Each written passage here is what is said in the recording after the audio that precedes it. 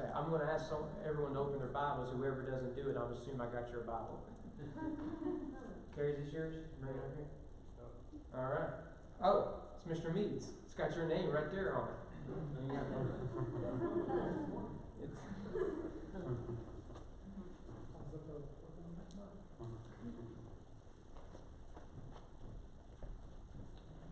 Well, thank you all for allowing us to do that brief, if you want to call it, business meeting. I don't want Richland to keep waiting on us to do what is largely a formality. The voting on moving a letter is an important part of Baptist life because it is us affirming this is a member in good standing, and we believe you're being blessed by this member. But I don't think there was any doubt that there's not going to be any debate with Janie going to Richland. We're very happy for her.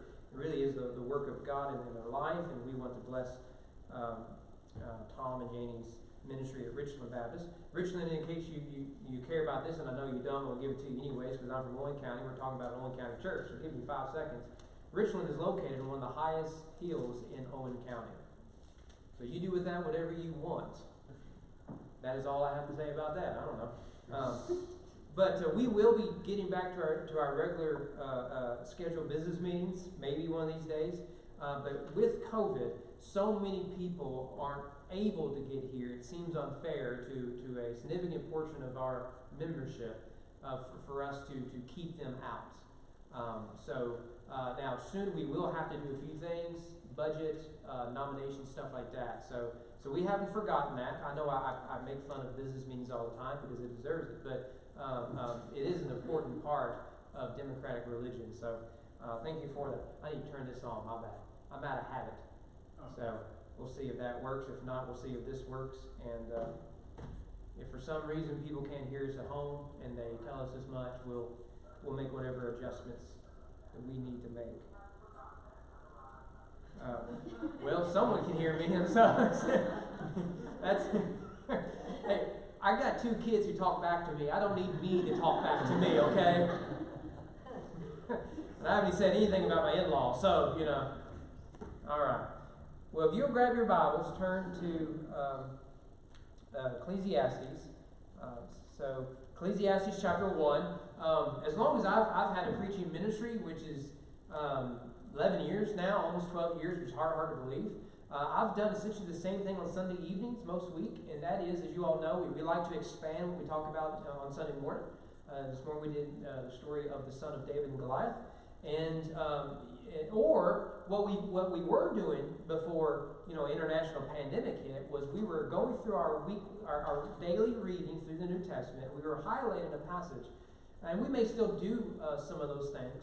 But about a week or so ago, I just really felt convicted that Ecclesiastes is where we need to be on Sunday evenings. I don't know why. I have no game plan. Maybe we'll skip a few passages. Maybe we'll look at chunks of chapters at a time. Maybe we'll look at one verse at a time. I have no game plan.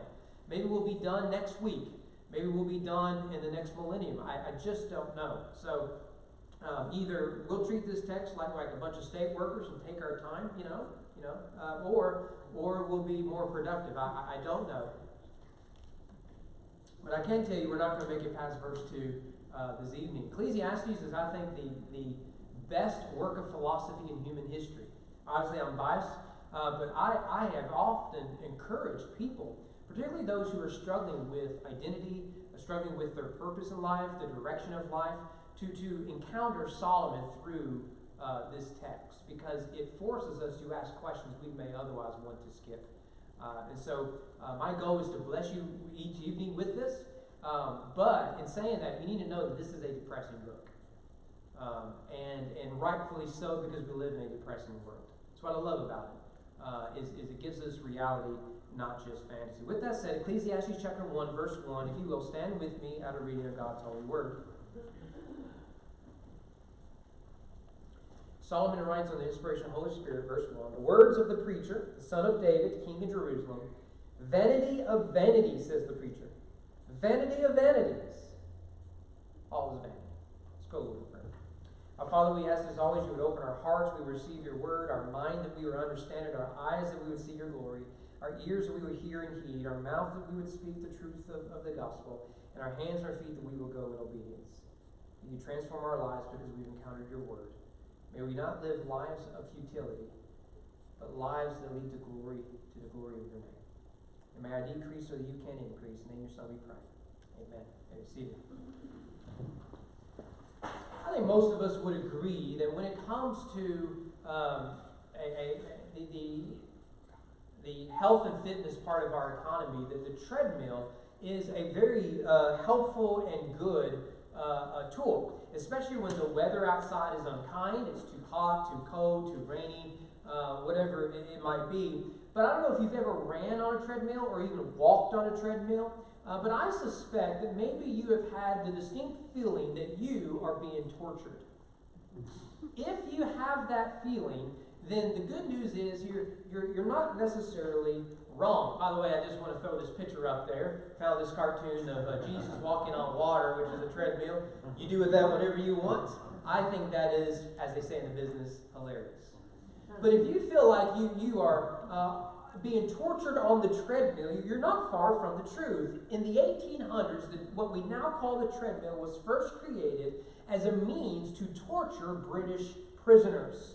The first treadmill was invented in 1818 by Sir William Cubitt, and what he did was he took 24 spokes of a large paddle wheel, and prisoners, as you see in the picture, would step up.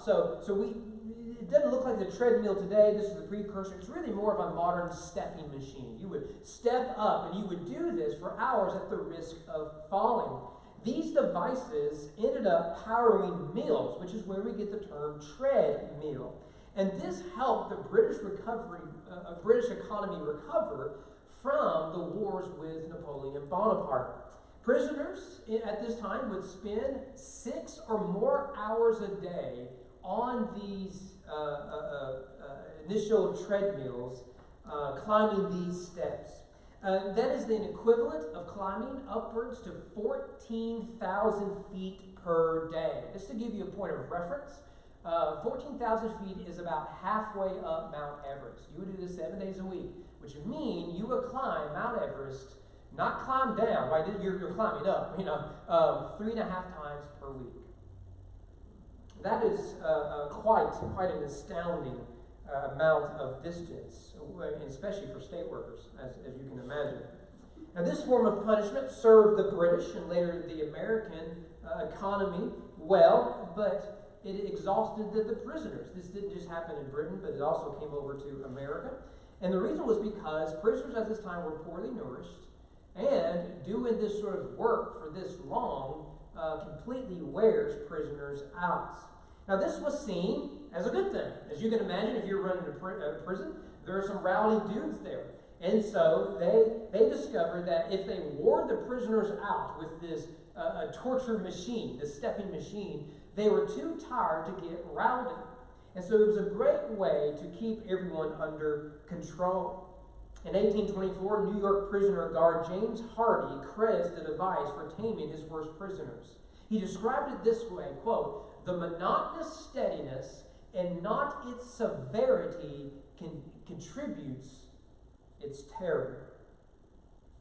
Now, these treadmills were eventually banned in Britain in the late 19th century and also in America and other places. And these treadmills would later return as in-home exercise devices. And then you can add the jogging craze of the 1970s, which you still see today, as making them a stable part of the American economy. But that statement from that prison guard in New York, James Hardy,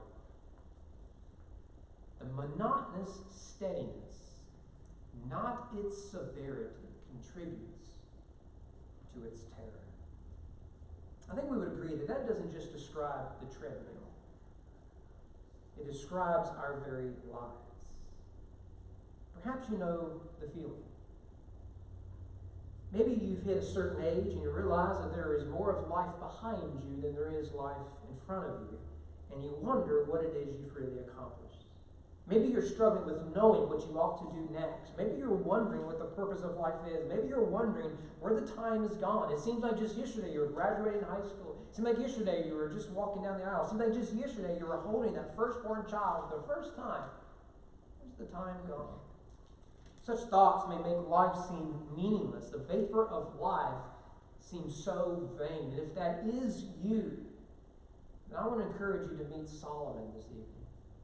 Notice that the text begins with the riddle here in verses 1 and 2. And right away, we're confronted with a significant exegetical challenge to the book of Ecclesiastes. It's right there beginning, the words of the preacher. Now, your translation may not say preacher, it may say teacher, it may say something else. And that's the challenge with translating this word. As you can imagine, who is speaking is significant for us in our interpretation of what the speaker is saying. Who is this person speaking? Now, we should note that the Hebrew word used here is only used in the book of Ecclesiastes. You won't find it anywhere else in the Old Testament. The word describes one that gathers an assembly. This could be a preacher, it could be a pastor, a pundit, a speaker, or a teacher. And this is why many of our translations translate this quite different. For those who may be familiar with the folks at the Bible Project, they came to fame through their little videos. We've shown several of those videos here. In fact, I would recommend both of their Ecclesiastes videos. They're quite good. They suggest to translate this word critic. In fact, they take it a little farther. They say there's two speakers in the book of Ecclesiastes. One is the author, and the other is the critic. And so what you have here is the author introducing the reader to the critic. And the critic does most of the talking in the book of Ecclesiastes. He clearly is quite miserable in life. But then when you get particularly to the end of the book, the author then interjects and gives some final thoughts. I think that is a helpful way of reading Ecclesiastes. I'm not saying it's the right way. I think it's the helpful way to approach. And I kind of like that term critic. Because you read him and he isn't necessarily praising life, is he? I mean, look at verse 2. Everything's vanity. Well, that sounds like a critic, right? Movie critic, music critic, food critic, right? This is what critics do.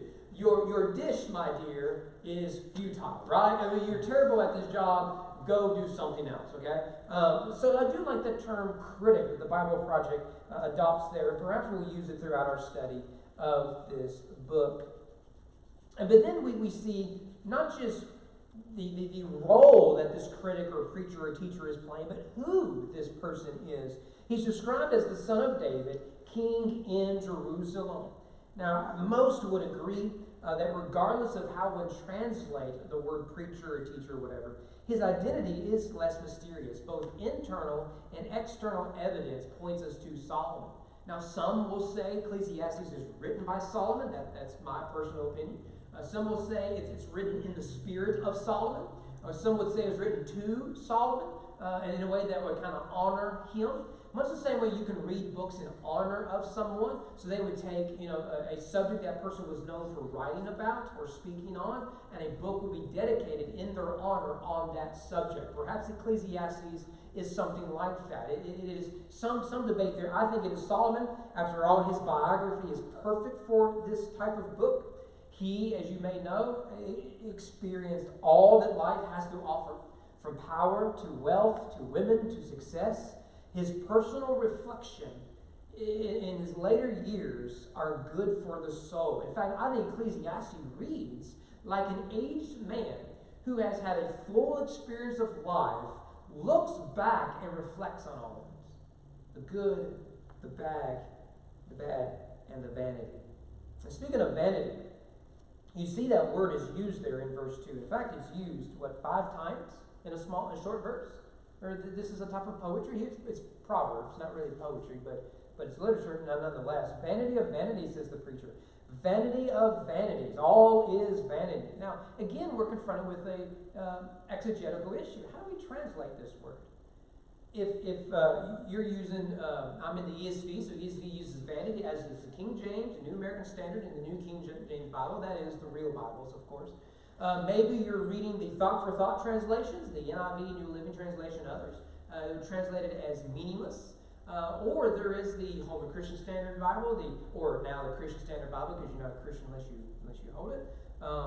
Before, it was only Christians by the name of Holman who could read that Bible, but now it's all Christians. I'm glad they fixed that. Or if you're familiar with the Net Bible, the Net Bible is a fascinating translation. It started as a digital translation that a group of scholars did. You can now get it in print version, but it's still more popular as a digital approach. But nevertheless, the Net Bible and the Christian Standard are all translated as futility. So Holman would say something like, all is futile, something like that, right? And so, which one is it? Now, granted, these words are synonymous, aren't they? They mean essentially the same thing, but grasping really what is being said here is significant.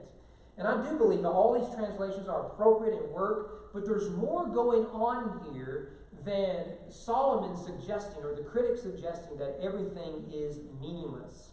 Now, when we read this verse, what may come to mind is that the critic sounds like a college freshman who just took the first half of a philosophy 101 class. You ever meet these people? Are they not? It's like the first year seminary students who just discovered, Calvinism or amillennialism or some other ism, and they think they've solved all the world's problems. Ever meet these people? Right? So you got this college freshman who's taking philosophy under some sort of atheist Marxist who's got all the world solved,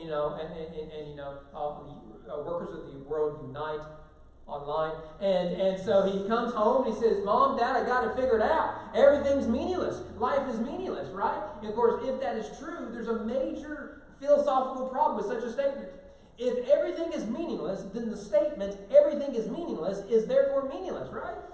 This is classic C.S. Lewis logic here, right? He does this with evolution. If you say that our minds are a result of an accident, then isn't the thought of evolution itself an accident? You can't trust it, right? It's the same sort of logic that we have here. And to be fair, the critic is not suggesting literally that everything is vain. Let me give you 2 examples in this book to show you that we don't need to go too far, right? He's not a nihilist here. He is a believer in God. Chapter 4, verse 6 is, better is a handful of quietness than 2 hands full of toil and striving after wind. Ain't that right, parents of young kids, right? Better than a handful of quietness. Give me 5 minutes without you in my life, right? 5 minutes. I need 5 minutes, right? That's why we take such long showers. I mean, let's be honest, okay? But you see what he's saying there is that those moments of quietness, those moments of peace, they're not vain. They're not meaningless. And they have more value to them than chasing after the wind. Let me give you another example. Enjoy life with the wife whom you love all the days of your vain life. The same word used here in verse 2 is the same word used there in chapter 9. All your vain life that he has given you under the sun, because that is your portion in life, and in your toil in which you toil under the sun. Do you see what he just said there? You can work, you can work, you can work, you can work. You can do all this sort of stuff, but you'll get more joy out of enjoying the gift that is your spouse than you will any other sort of stuff. Yes, all is meaningless in one sense. But there is good still in this world, isn't it?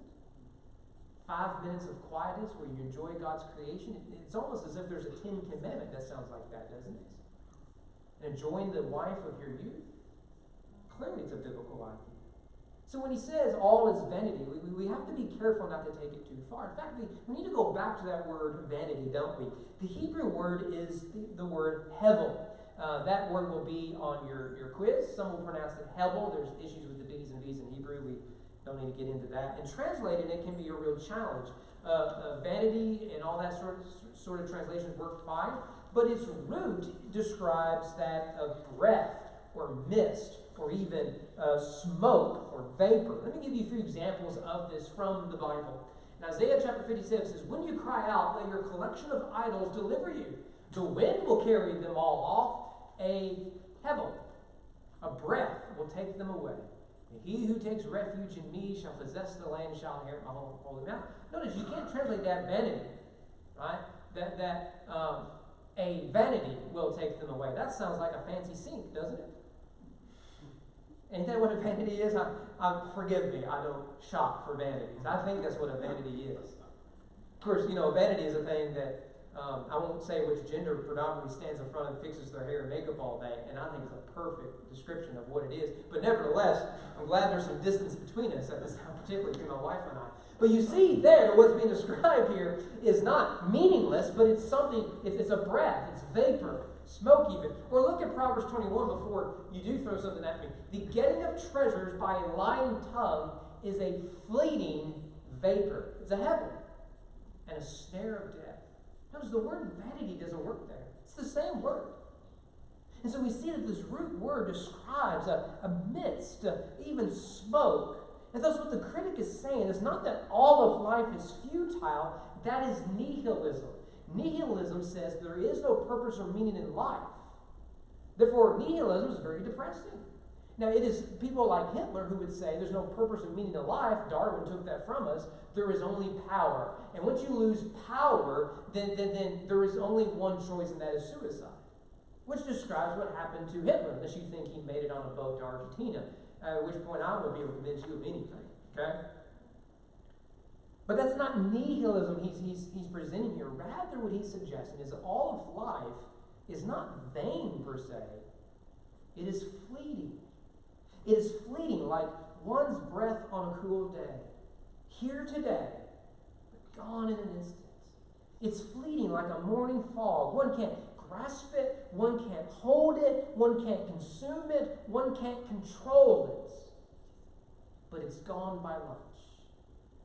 Life is like a candle that is extinguished. You may be able to smell the smoke. You may be able to watch it ascend into the heavens, yet it just simply fades into the air. I think Alistair Begg gets to the real root of what is going on here when he says the real dilemma of Ecclesiastes is not the tragedy of life, it's the triviality of life. Vanity of vanities. All is fleeting. And notice he's saying that it isn't just that life is fleeting and thus futile, but that it is the very vanity of vanities. That language is common in the Hebrew tongue. You're familiar with it, right? When the Bible describes the King of Kings, the Lord of Lords, or the Holy of Holies, or Paul describes himself in Philippians 3 as the Hebrew of Hebrews.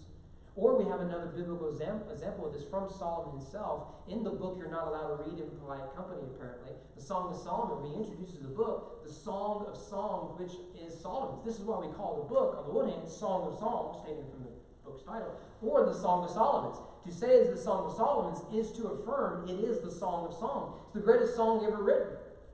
And we're afraid to read it because it may make us blush. But this brief phrase stands as the thesis of the entire book. Really, the whole book hinges on the meaning of a single word. No other book in the Bible is like it. No wonder then the critic returns to Hevel, fleeting vanity, over and over again. Let me give you a few examples of this. Ecclesiastes 2:1, I said in my heart, come now, I will test you with pleasure, enjoy yourself. But behold, this also was Hevel. It's fleeting. Vanity. Chapter 2, verse 15, and I said in my heart, what happens to the fool? What happened to me also? Why then have I been so very wise? I said in my heart, this too is heaven.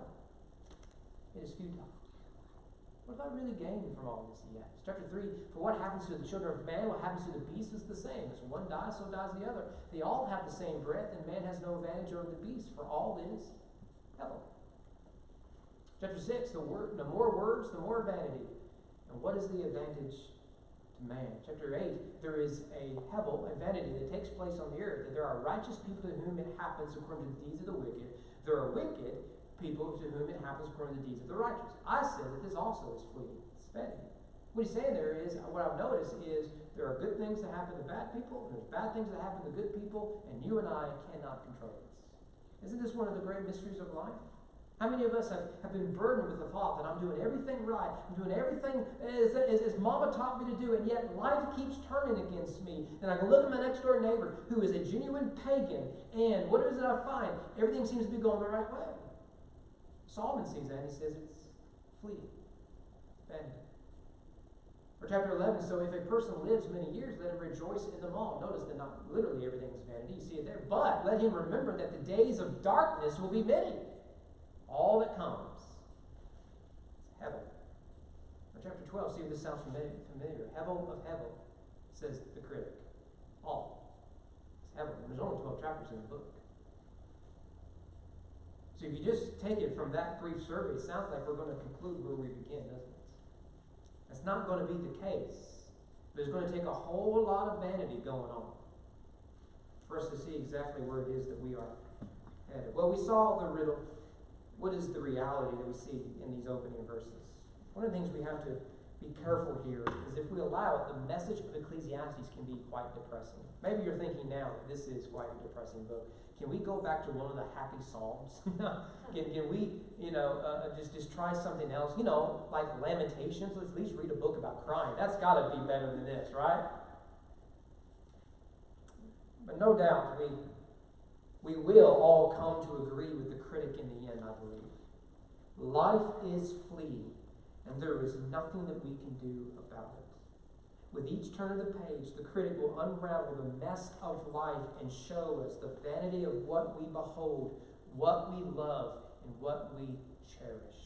It is a convicting book if we allow him to speak to us. And given our cultural moment, I do think we already know that life is fleeting, and much of life is meaningless. But knowing that to be the case, there are a number of concerns I have as we approach this book. The first is we have a tendency to deny reality. Some of us will want to deny this reality. One of the great lies of advertising is, of course, salvation. This pill, this cream, this toy, this car, this new cosmetic, this date, this app, this tool will satisfy the longings of your heart. If you would just make this investment, if you buy now, we'll throw a little extra in. It's half off. Now's the time. This is the time of year. Invest and build and buy and consume. You will be happy. It is said that the difference between the old Victorian England and our day is that they spoke often of death and little of intimacy. We speak much and almost exclusively of intimacy, and we say little of death. I'm afraid that we will try to deny this reality. Try to say, well, that is simply one man's opinion. My life is different. I am the exception. I don't think the critic will let us get away with it. Or we may be tempted to hide reality. How many Americans continue to mask our misery and disguise our hopelessness? We may do it through pills. We may do it via changing careers or changing relationships or makeup or self-confidence. No wonder we Americans are so miserable, aren't we? We will do everything we can before confessing that all of life is futile. We don't want to admit that. Because if we confess that life is futile, then we're afraid of what that means in saying that my life has been futile, especially apart from God.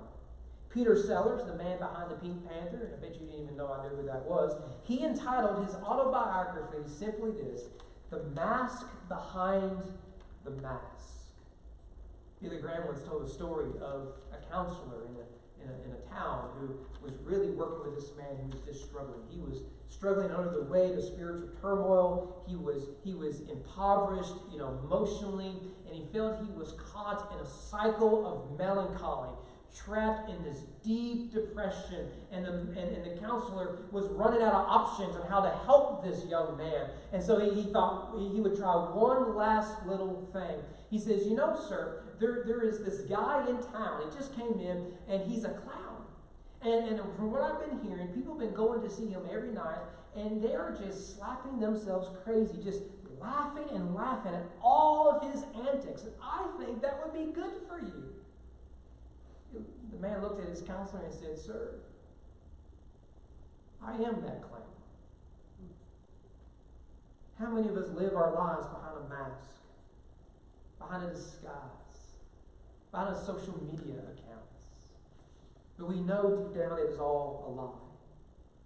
May we not deny reality. May we not hide from reality. There's a third concern I have when it comes to understanding how all of life is fleeting, and that is we will distract reality. There's no doubt that American culture is a busy one.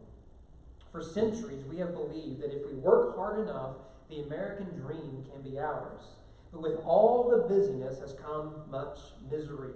We do not know, for example, what to do with our thoughts. We can't imagine health without pills or rest without pills. Isn't this what lies behind much of the American noise and the American businesses? If you can distract yourself long enough, then you don't have to face the facts. In his book, Screwtape Letters, Uncle Screwtape writes to his demonic nephew, Wormtongue, Wormtongue's Lord of the Rings. A Wormwood, forgive me, same character basically. You're welcome, right? I hope someone appreciates the Lord of the Rings reference, and it wasn't even on purpose. Good character though. Love Wormtongue, but the rest of y'all don't care. But he says to the other demon guy, he says this quote: "Noise, the grand dynamism, the audible expression of all that is exultant, ruthless, and viral. Noise which alone defends us, the demons, from silly qualms, despairing scruples, and impossible desires. We will make the whole universe a noise in the end. We've already made great strides in this direction as regards to the earth. The melodies and the silences of heaven will be shouted down in the end." I think Lewis is onto something there. When was the last time we were able to practice the discipline of silence? Do we not crank the radio in the car in order to avoid silence? Do we not turn on our phones when thoughts arrest us of sleep at night? Of course, because we want to distract ourselves from reality. And so when we deny, when we hide, and we distract, we rob ourselves of true salvation. Isn't this the hope of the gospel? Jesus is hinting at this when in Matthew 12, he says, "The men of Nineveh will rise up at the judgment with this generation and condemn it, for they repented at the preaching of Jonah. And behold, something greater than Jonah is here. The queen of the south will rise up at judgment with this generation and condemn it, for she came from the ends of the earth to hear the wisdom of Solomon. And behold, something greater than Solomon is here. Solomon in all his wisdom could not resolve the aching hearts. So too, despite what the scientists might say, knowledge won't save us. Despite what the rich might say, materialism will not redeem us. Despite what producers might say, entertainment will not liberate us. Despite what the celebrities might say, lust will not heal us. And despite what the pundits might say, power and politics will not deliver us. And if you agree with Solomon that life is fleeting, life is meaningless, the answer will ultimately be found in Christ. You see, our options are actually quite simple as we approach this book. On the one hand, we can eat, we can drink, we can be merry, because tomorrow we'll die. Or, if hidden in Christ, we can eat, we can drink, and we can be merry, because yesterday we were dead. So tell me, do you believe that there is life before death? That really is the question at the heart of this book. Is there life before death? Maybe we should listen to what it is that Solomon has to say in that regard. Again, we say much about intimacy and power and entertainment, but little of death. But if we will face death head on, maybe we will then see that there is life before us. But first we must face reality. Futility of futilities. Fleeting of fleeting. All of life is vain. Let's pray.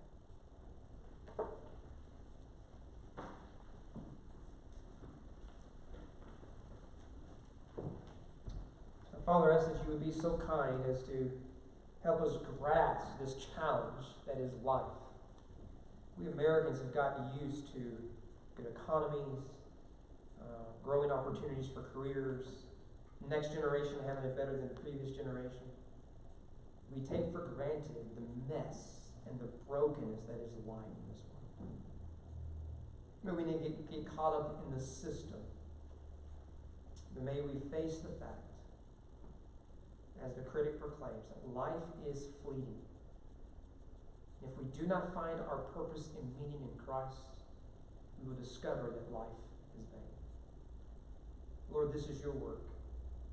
We ask that you would be so kind as to help us in this regard. Convict our souls. Transform our lives. In the name of your glorious Son we pray. Amen. Let's stand.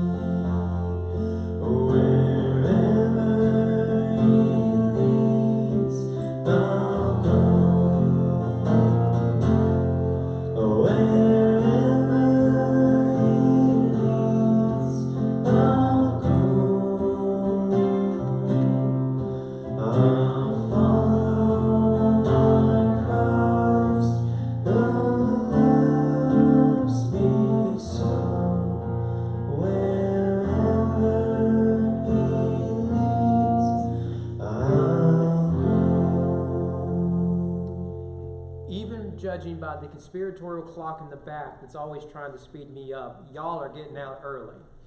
You got out a little early this morning. You're getting out even earlier tonight.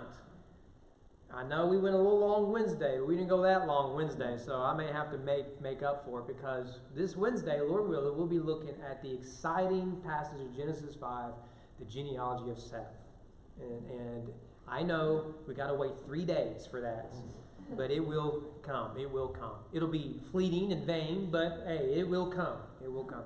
Now, thank you guys for being here. I do really want to invite you all out.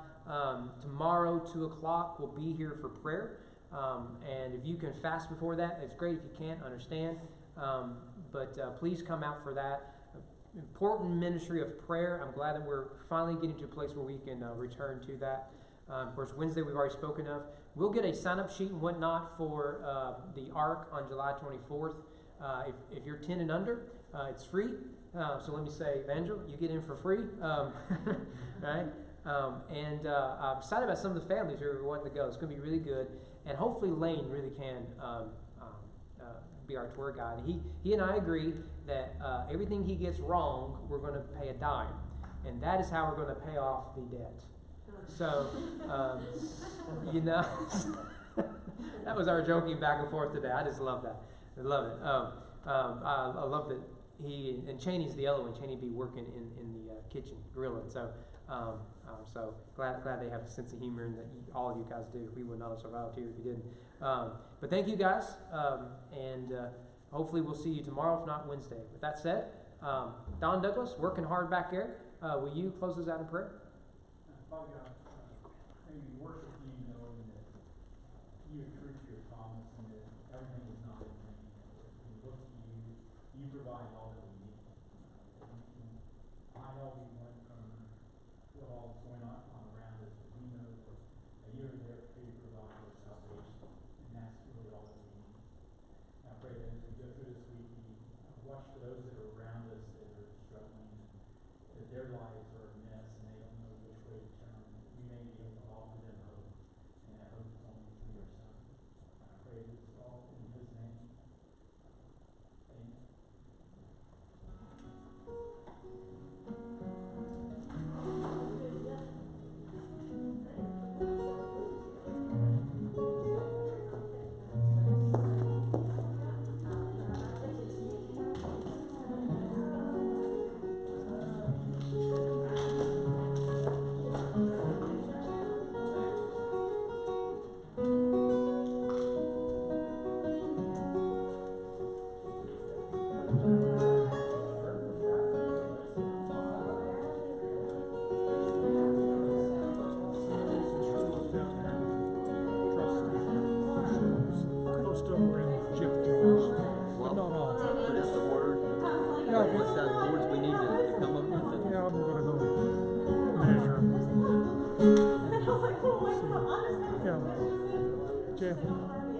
Do that.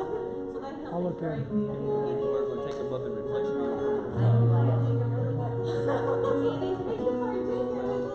Yeah.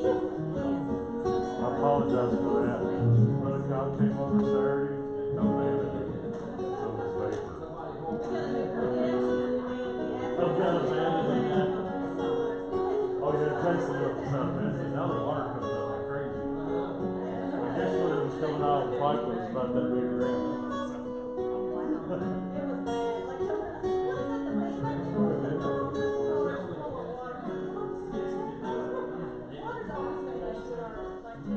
No, she just freaks out about it. She came home one day and was asleep.